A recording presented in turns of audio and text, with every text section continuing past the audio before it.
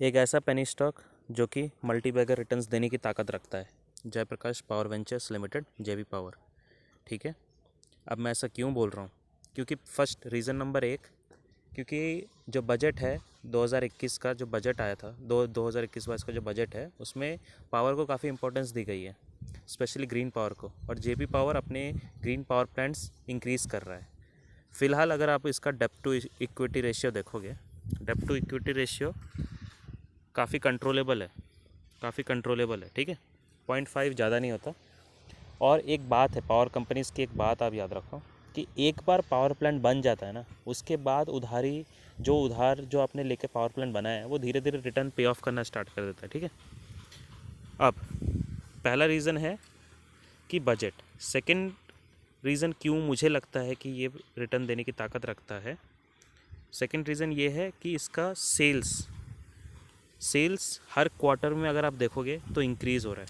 Sales इसकी increase हो रही है, ऑपरेटिंग प्रॉफिट इसका पॉजिटिव में है और इंक्रीज़ हो रहा है, और इंक्रीज़ हो रहा है। सबसे अच्छी बात, इसका जो नेट प्रॉफिट है, इसका जो नेट प्रॉफिट आपको दिखेगा, एक चीज़ देखो, ये देखो, नेट प्रॉफिट इसका -1 करोड़ से 107 करोड़ पे गया है।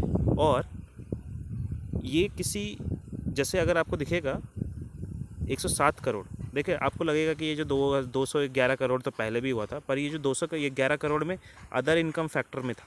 बट इस बार कोई अदर इनकम के अलावा बिना भी इसने 107 करोड़ का प्रॉफिट दिखाया है, मतलब ये बहुत बड़ी बात है।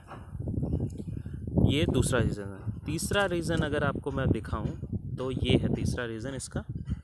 तीसरा रीज़न ये है कि इसका जो रिजर्व्स है, मतलब आपके हाथ में जो पैसा है वो बढ़ रहा है। पहले इसके हाथ में पैसा नहीं था, बट अब इसके हाथ में कैश है। 3,500 करोड़ के आसपास का इसके हाथ में कैश पड़ा हुआ है।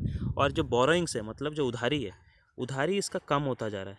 अब देखो, ध्यान से देखो, उधारी देखो, ध्यान से उधारी देखो, 6,700 करोड़ से गिर गिर के 23,000 करोड़ से गिर गिर के 5,100 करोड़ तक आ गया है। इसका जो कैश फ्लो है, कैश फ्लो ऑपरेटिंग एक्टिविटी से भी इसका बढ़िया चल रहा है। तो ये एक पेनी स्टॉक है जो मुझे लगता है कि इन फ्यूचर मल्टीबैगर रिटर्न दे सकता है।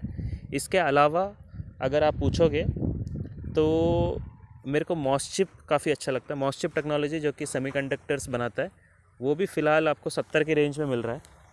तो उसमें भी दम है मल्टीबैगर रिटर्न्स देने का, क्योंकि मल्टीबैगर्स पे बहुत सेमीकंडक्टर्स पे सरकार बहुत खर्चा कर रही है। अभी अभी पीएलआई स्कीम भी लॉन्च हुआ है कि जो कंपनी सेमीकंडक्टर पे काम करना चाहेंगे उनको, उसको सरकार पैसे से हेल्प करेगा। प्लस मॉसचिप का भी अगर आप देखोगे ना, तो वो कंपनी प्रॉफिट्स पे आ गई है। पिछले 2 क्वार्टर से वो प्रॉफिट दिखा रही है। अगर मतलब मैं मॉसचिप आपको दिखाऊं, मॉसचिप टेक्नोलॉजी, ठीक है, मॉसचिप टेक्नोलॉजीज़ की बात करूँ ना, तो ये कंपनी पहले नेगेटिव में हुआ करती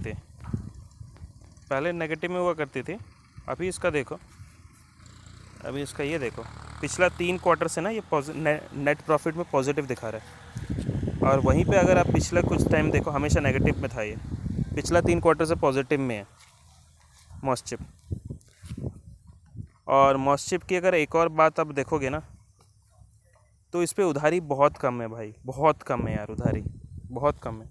तो कंपनी प्रॉफिट में आ रही है। तो दूसरी छोटी कंपनी जो मेरे हिसाब से वो है तो मॉसचिप लिमिटेड, ठीक है, जो जिसमें दम है कि हाँ हम रिटर्न दे सकता है। तीसरी कंपनी अगर आप पूछोगे ना, तो वो है coffee day, cafe coffee day. आज से 3-4 साल पहले बहुत बड़ी, मतलब 350 के आसपास का इसका शेयर प्राइस था। फिर इसके ओनर की डेथ हो जाती है 2018-19 में। उसके बाद से इस कंपनी की हालत ख़राब है। बट ये इंडिया की सबसे बड़ी कॉफ़ी रिटेल कंपनी है ये, अभी भी इसकी ये ब्रांड बड़ा है। तो फ़िलहाल तो ये कोशिश कर रही है, अगर आप देखोगे तो पिछले 3-4 क्वार्टर में ये पहली बार इस क्वार्टर में पॉजिटिव आई है। ये देखो,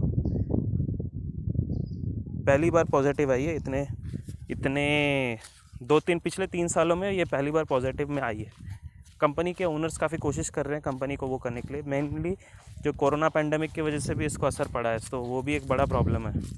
बट ये जो ब्रांड है ना, ये एक ब्रांड है, ठीक है। अगर इसका ओनर कंपनी को लेट्स से ठीक से चला नहीं पाता, मुझे तो लगता है कि इसके प्रोमोटर अच्छे हैं तो कंपनी ग्रोथ दिखाएगी, मल्टीबैगर रिटर्न्स देने का दम रखता है कंपनी।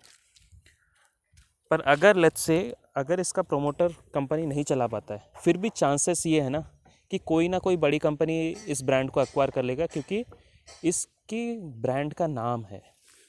कॉफ़ी डे से बड़ा कॉफ़ी रिटेल कंपनी अभी तक है नहीं कोई। ये क्या नाम है उसका, आपके देवयानी का वो उसका भी एक कॉफ़ी का सर्कल है, वो उतना आसपास है भी नहीं इसके। इंडियन कॉफ़ी हाउस ये सब भी कैफ़े कॉफ़ी डे के आसपास नहीं आता।